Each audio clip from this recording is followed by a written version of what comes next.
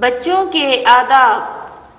اچھے بچے کسی کے کمرے میں داخل ہونے سے پہلے دروازے پر دستک دے کر اجازت لیتے ہیں اور ہمیشہ دروازہ آہستہ بند کرتے ہیں۔